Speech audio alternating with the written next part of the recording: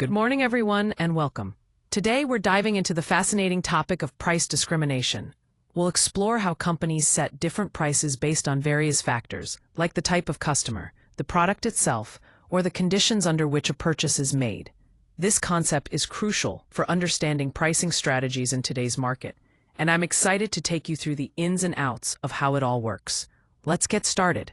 Price discrimination happens when a seller charges different prices for the same or a similar product, depending on how much customers are willing to pay. It's not just about random discounts. Instead, this practice focuses on identifying buyers who place different values on the product and then separating them accordingly. This way, the seller can tailor prices more strategically rather than simply lowering prices for everyone. This approach allows businesses to maximize their revenue by targeting different customer segments based on their willingness to pay. The image here illustrates a common scenario where transactions happen, highlighting the practical side of pricing strategies in everyday shopping. Here we're looking at why firms choose to use price discrimination. Essentially, it's a strategy that allows businesses to boost their revenue and profits by capturing consumer surplus, basically the extra value that buyers get beyond what they pay.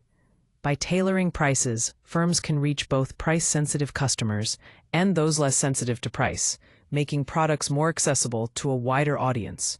This way, more people can afford to buy, and companies maximize their earnings at the same time. It's a smart balancing act between customer needs and business goals. Here we have the three main degrees of price discrimination, which are essential concepts in pricing strategy. First-degree pricing involves charging each customer the maximum price they're willing to pay. This allows the seller to capture the full consumer surplus, essentially tailoring prices individually. Moving on to second-degree pricing, this method varies prices depending on the quantity purchased or the version of the product. For example, bulk discounts or premium editions. Finally, third-degree pricing charges different groups different prices based on identifiable characteristics, such as age or location. This is commonly seen in student discounts or regional pricing. Each approach targets different segments to optimize revenue effectively. Here we're looking at first-degree price discrimination, also known as personalized pricing.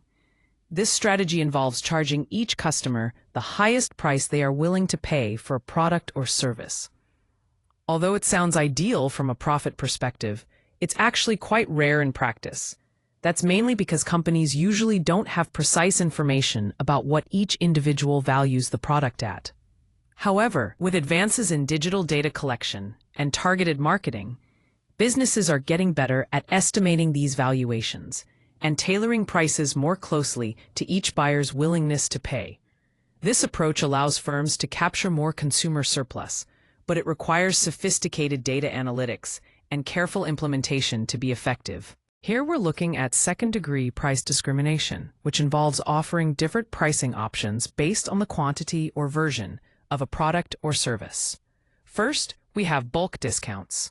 This means customers who buy larger quantities pay a lower price per unit, which encourages them to purchase more overall. Next, versioning and service tiers come into play. Companies create different versions of their products or services with varying features and price points, allowing customers to choose the option that best suits their needs. Lastly, self-selection in markets allows consumers to pick between options like economy versus business class flights or freemium versus premium software, enabling them to decide what level of service fits their preferences and budget. This strategy helps businesses cater to diverse customer segments more effectively. Now let's talk about third-degree price discrimination. This strategy involves charging different prices to distinct customer groups based on specific characteristics.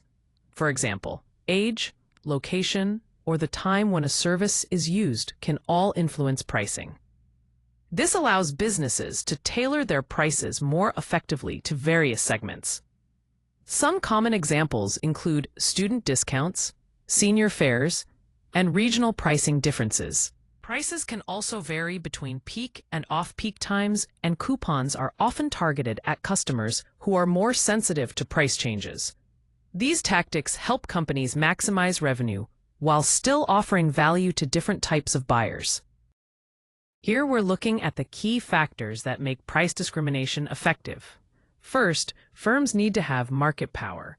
This means they can control prices instead of just taking the market price as given, allowing them to set different rates for different customer groups.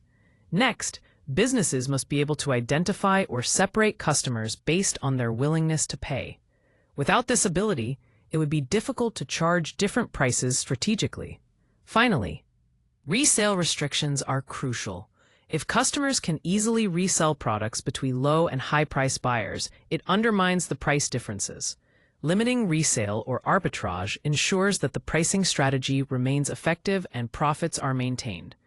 The image of the locked gate here symbolizes these restrictions, highlighting how control is essential for successful price discrimination.